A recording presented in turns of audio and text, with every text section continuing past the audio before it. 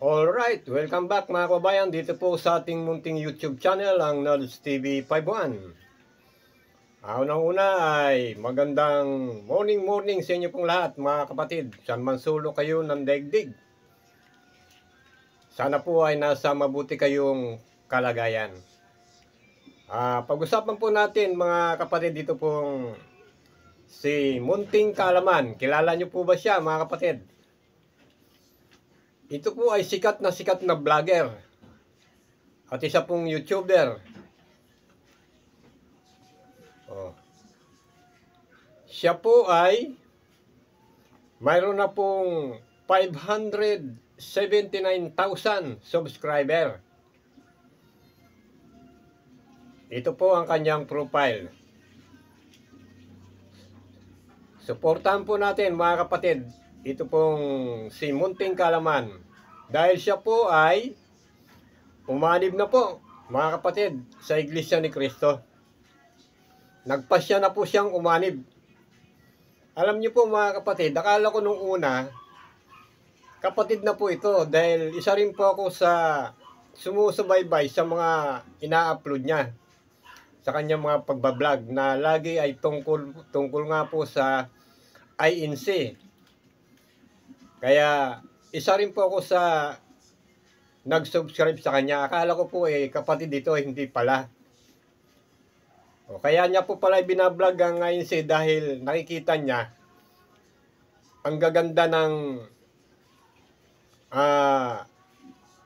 ipinatutupad sa INC. Nakikita niya, binablog niya yung mga kapilya na napakaganda at hangang-hanga siya sa kaisahan. At ngayon nga po ay matagal na pala siyang nagsusuri sa iba't ibang relihiyon din. At dito nga niya nakita sa INC na ang itinuturo sa loob ng INC na mga aral ay pawang nasa Biblia. At ito po ay ang ipinatutupad at itinuturo sa loob ng Iglesia ni Cristo. Kaya po siya ay nagpasya ng umanib para na rin po sa kanyang kaligtasan pagdating nga po ng araw ng paghukom. Ito po, pakinggan po natin ang kanya pong naging pahayag kung bakit nga po siya nagpasya ng umanib sa loob ng Iglesia ni Cristo. Bakit ako umanib sa Iglesia ni Cristo? No? Shortcut na natin, pero maraming proseso pa eh. Tumatanggap tayo ng mga aral, araw-araw. No?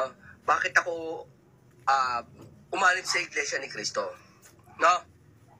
Yan ang masabi ko sa inyo, shortcut na natin para hindi na ako kasi medyo yung sarili ko ngayon medyo wala sa sarili. Gusto ko sana ipaliwanag sa inyo, talagang matagal na akong nagsusuri dyan sa Iglesia ni Cristo, pero bakit ako umanib na? Hindi pa naman na ibig sabihin, umanib na, hindi ka kasi basta makakaanib sa Iglesia ni Cristo na kung anong gustuin mo lang, gugustuhin mo lang. Teka, may sakit kasi ako eh. Yung palang rhinitis ko nakaraan, kaya ako sinusumbong na, humina resistensya ko. Ito parang nialagdat na ako. Actually, may lagdat ako ngayon. No? Gusto ko lang kasi sa tuwa ng puso ko. Yun na nga matagal na akong nagsusuri, pero masasabi ko, marami akong aral na gustong ibahagi sa inyo na natutunan ko sa Iglesia ni Cristo, na talagang hindi kaya pinili ko sa Iglesia. Siyempre, alam mo sa Iglesia kasi may proseso eh. Sa Iglesia ni Cristo may proseso. Ako, totoo, matagal na talaga ako kung nagsusuri. No? Alam mo, dati pa, 2000, iba't iba na akong suri ng ibang religion. Nagsuri na ako ng mga biblical. Alam niyo naman, puro topic ko, puro Biblia eh. No? Matagal na po ako nagbibiblia. 2006 pa lang ho. Humahawak na ako ng Biblia. Hindi ako basta ho naghahawak ng Biblia. Grabe ho, pinag-aralan ko sa Biblia, napakalalim ho. Hindi ako nag-aaw sa inyo, nagmamalaki, pero pinag-aralan ko po talaga lahat ng mabusisi. May mga hawak po akong scroll dito. Pinapakita ko sa inyo, mayroon akong Dead Sea Scroll dito. Mayroon akong lumang script dito. Iba't ibang version ng Biblia. Mga history, mga Egyptian, mayroon ako ditong kopya ng Xerox copy lang, hindi na pwede original eh. Pag original, siyempre, napaka-ano mo na nun. Yung original copy ng mga tatawag na mga Oxyrhynchus papyrus, yung mga scroll na mahalagang Hebrew, mga scripture, no? Matagal na ako nag-aaral hanggang sa 2015, nag-vlog ako, hindi pa dito, sa iba't ibang social media pa. Pinatunayan natin yung mga kahalagahan ng mga artifacts na nakuha, na totoo talaga. No, ngayon, matagal na ako nakasusuri sa Iglesia ni Cristo. Ngayon, hindi ganun proseso ng Iglesia ni Cristo, no? May proseso sila para ikaw tuluyan mo Iglesia ni Cristo. Pero ako pasya ko talaga, umanib na ako sa Iglesia ni Cristo. Opo, matagal na po akong nagsusuri talaga sa iba't ibang religion. Ang napili ko ay Iglesia ni Cristo. Opo. Hindi dahil sa napili ko, bakit isip yung napili ko nagustuhan ko lang dahil trending sikat ang Iglesia ni Cristo. Hindi ako parang laruan na namili. No? Sa mga nakakilala sa aking fans dyan, talagang hindi lang labis sa paghanga ko sa Iglesia ni Cristo, baka hindi ako maintindihan ng ibang fans ko, may malalim akong dahilan kung bakit ito ang nagustuhan kong religion na kung bakit, paano ba to? Biblical. Hindi ako, bukod sa kanilang maganda, malalaking kapilya, napahanga ako, maayos na kasuotan, magagandang turo at aral, disiplina, kalinisan, kapayapaan, yung mga panalangin nila, respeto. Bukod doon, hindi ako naakay doon. Hindi ako naakit doon. No? Naakit ako sa sarili kong pag-aaral na ba't aral din nila yun na pag-aralan ko. Actually, nauna siyempre sila. Ako kailan lang pinanganak.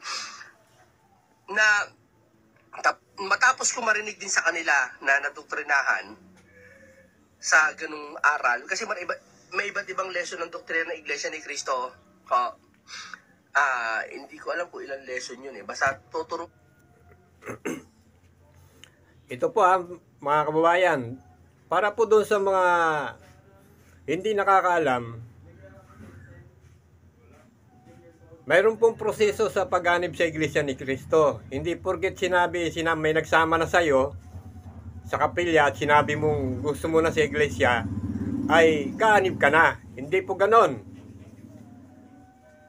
May proseso po dyan sa paghanib sa Iglesia ni Cristo. Unang-una po ay mayroon pong doktrinang itinuturo dyan. 25 lesson na doktrina po yan ang ituturo sa'yo. At nakapulog po dyan ang 6 months na pagsubok. Ayan, 6 months po yan. Yung 6 months po na yan, kailangan kasama na dyan yung sasamba ka na walang palya. Pag natapos mo po yan, na wala kang palya sa pagsamba sa loob ng 6 months, ipoproseso ka na para sa bautismo. At kapag nabautismohan ka na, doon ka pa lang maitatalang kaanib sa loob ng Iglesia ni Cristo. Doon ka pa lang magiging opisyal na kaanib. Pero habang hindi ka nakakatanggap ng bautismo, ay hindi ka matatalang kaanib. Ganyan po yan mga kababayan, para po doon sa mga hindi kaanib sa Iglesia ni Cristo. Matagal po ang proseso dyan. Ang iba nga po dyan taon ang binibilang. Kahit gustong-gusto na nila talaga umanib o mabautismuhan. Pero dahil sa kakulangan, minsan hindi sila nakakadalo sa mga pagsamba. O kagaganyan po tumatagal ang iba. Kaya hindi ang Iglesia ni Cristo po, hindi po ito basta-basta. Hindi ito katulad ng ibang reliyon dyan na automatic, kaanib ka na. Dito po, masilan po, may proseso po sinusunod dito. Ganyan po yan, mga kababayan. Tuloy po natin. Ka at hindi ka basta-basta para maanib dyan. Nasa proseso. No? Pero ako, nagpasya na ako na umanib na. Masasabi ko. Pasya ako umanib na. Kaya masasabi ko, isa po akong dating, hindi pa naman, na ayoko sabihin ko ano, na dati kong sinasamahan. Saka na yon, sa susunod na part na yon, no?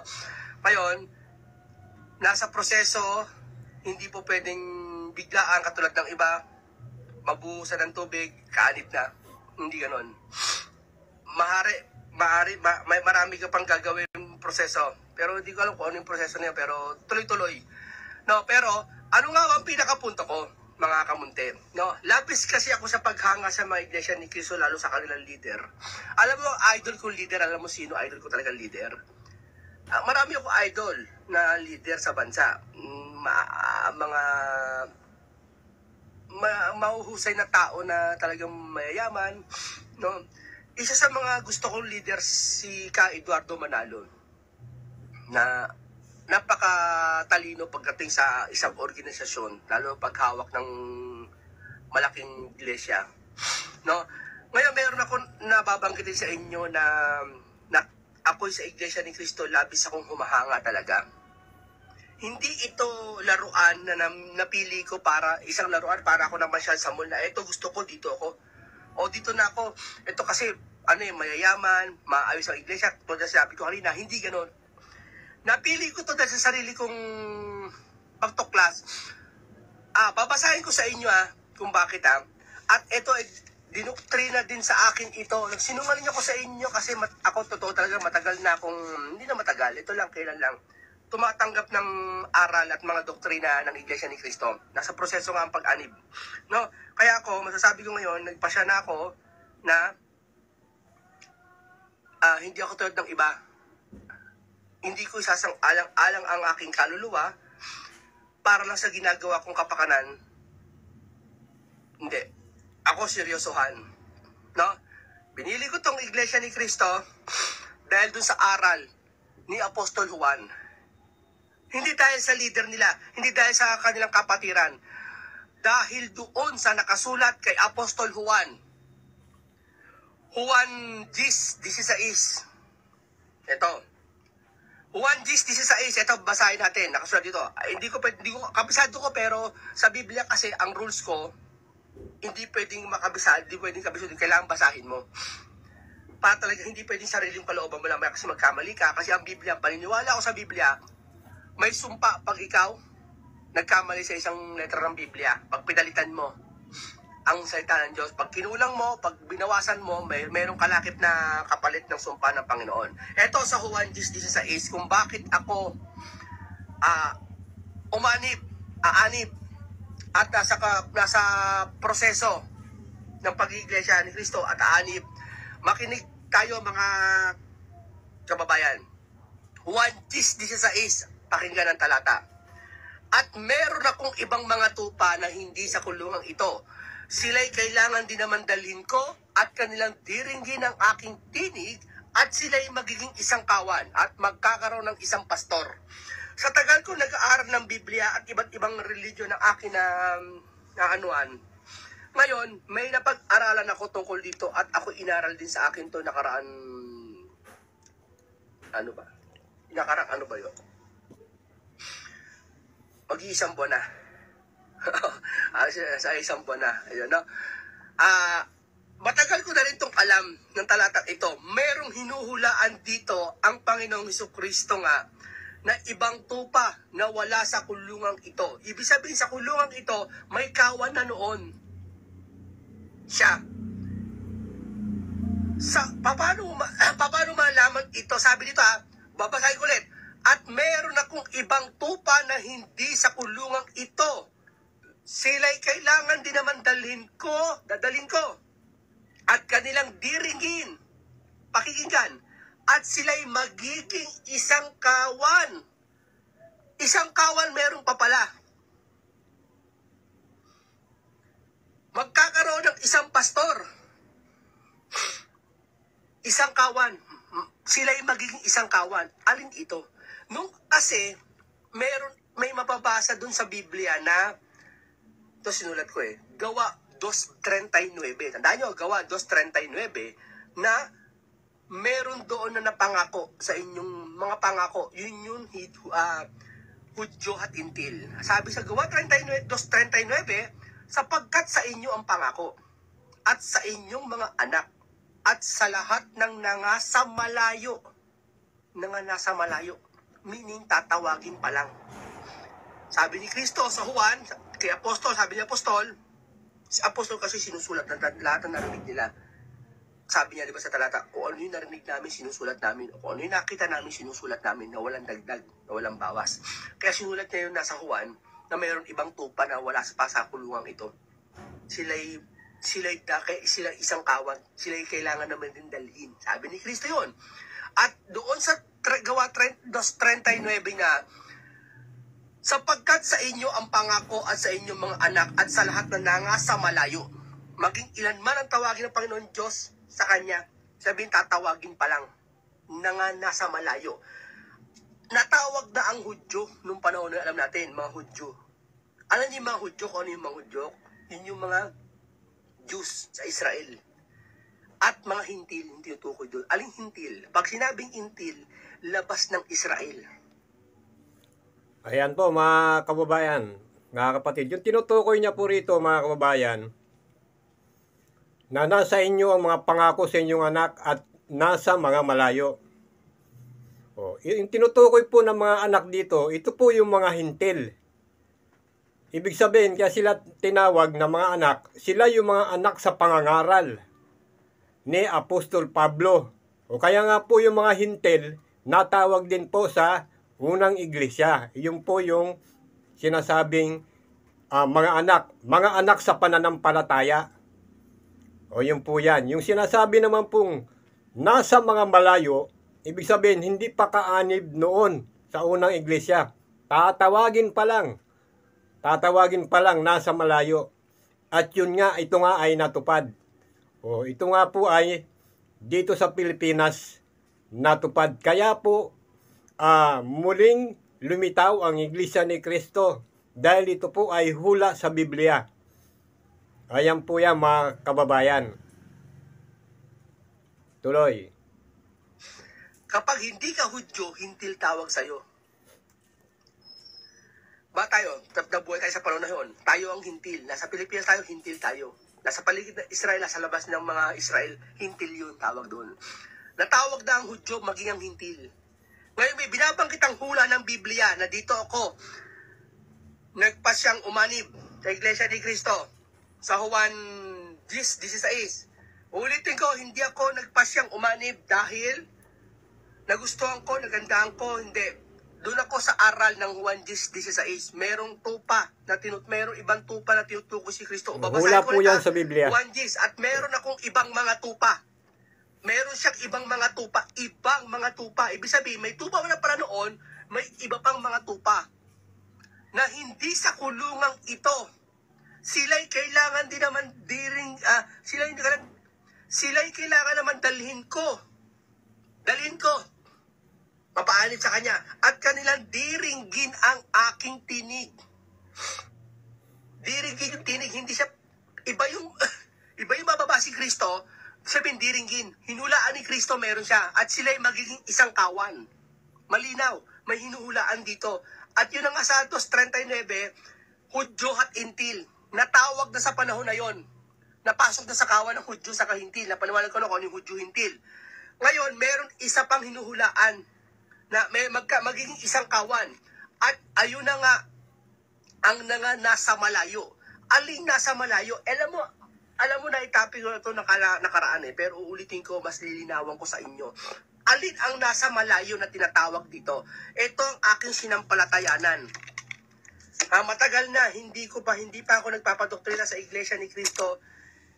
ngayon at hindi pa ako nagpasya kumanib noon 2018, alam ko na tong aral na to. Yung tinatawag na par-is sa pag-aaral ko ng Biblia. Sabi ko sa inyo, ang tagal 2006 pa ako nag-aaral ng Biblia. 2003 pa nga eh. In 2003 kasi ako parang sa simbahan eh. Parang may tungkulin ako sa simbahan malapit dun sa namin dating tinitirahan. Parang istorya ng Biblia ang gusto ko. Pero ngayon 2006 nag-aral talaga ako. Hanggang ngayon ilang taon na ako nag-aaral ng Biblia. Magto 20 years na ako mag-aaral sa isang sa 2026, 20 years na ako. Araw-araw ako nag-aaral. Madami akong Biblia dito. Minsan i-update ko kayo. Napakarami kong Biblia dito. Napag-aralan ko yung par-is. Tuloy natin, alin yung nasa malayong tinatawag ni Kristo? Yung sa Isaiah 43:5 na par-is. From the far east, I will bring you offspring, and from the far west, I will gather you.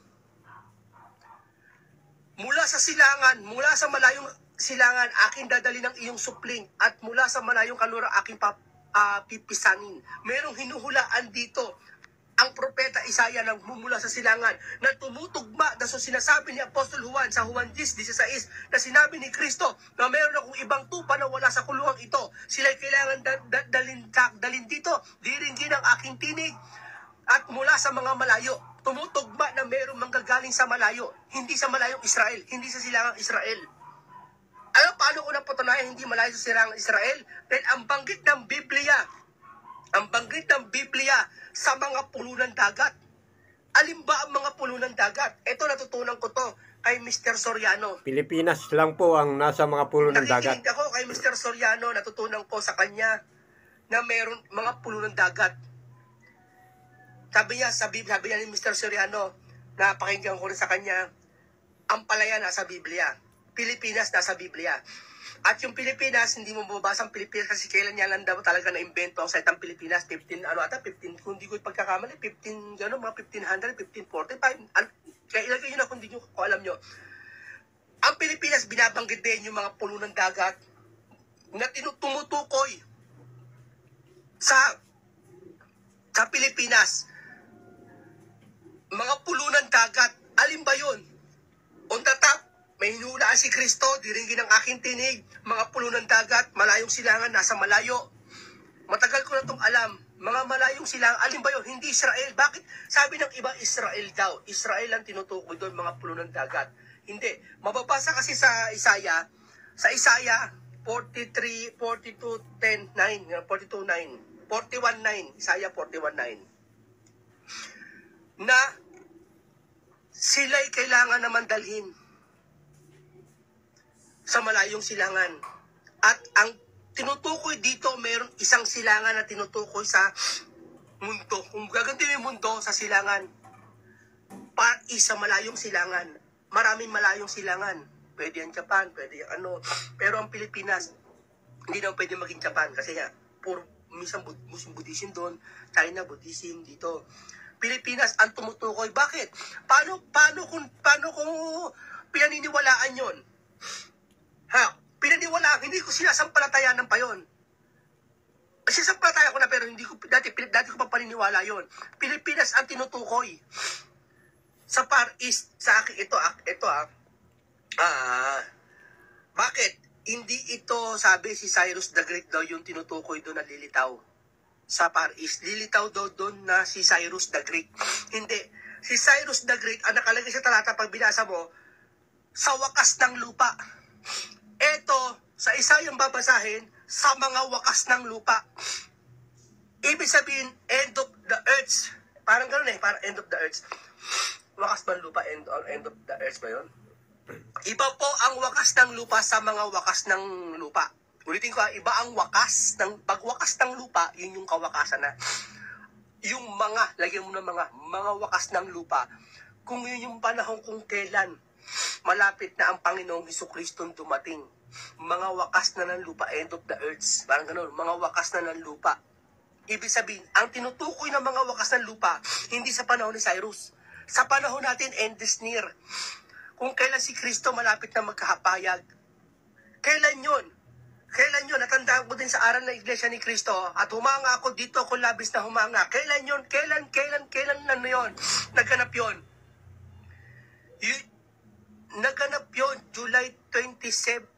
Ibig sabihin ng ganito yung mga wakas ng lupa, yun yung may mga mangyayaring kaganapan sa daigdig, mga wakas, mga lindol, gera, hinuhulaan dito yung mga malaking gera, digmaan. Nagkagera diba 1914? Digmaan, pandaigdig sa buong mundo. Doon naganap yung mga wakas sa lupa, tatawag ng mga na propeta Isaiah na magmumula sa silangan, mga pulunan dagat. At inuhulaan ni Kristo, meron ako ibang tupa tatawagin sa malayo. Yung malayo yung Far East na ang Iglesia ni Kristo na pag-alaman ko nakaraan pa 1914, July 27, 1914, kasabay ng digmaan ng pandaigdig na sa Far East. Kaya Iglesia ni Kristo, masasabi ko sa akin sa pananampalataya,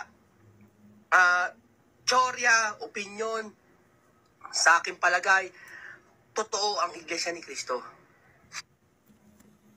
O yan nga po mga kapatid.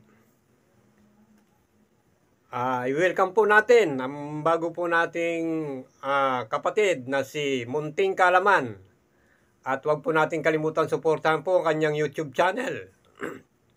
Kung saan nga po ay mayroon po siyang 579,000 subscriber. At siyempre mga kapatid, huwag nyo na rin pong kalimutan suportahan ang ating pong munting YouTube channel. Yan totoo niyan, wala pa tayong subscriber kasi bago lang po yung ating pong YouTube channel. Kaya lang po ako gumawa ng YouTube channel dahil alam nyo na dito sa Facebook, dito sa Reels, parang may anomalya. Kahit wala kayong violation, lalagyan ka ng violation. Pero dito po sa YouTube, legit na legit po. Wala pong ano rito. O yan, welcome po natin ang ating pong bagong kapatid na si Munting Kalaman. Hanggang sa muli, ito po ang Nards TV 51. Ako hindi pa po kayo nakapag-subscribe. Mag-subscribe po kayo mga mahal na kapatid para maging updated po kayo sa ating pong mga reaction video na ating pong i-upload dito lang po sa Nards TV 51. Mundo'y nagliwanag.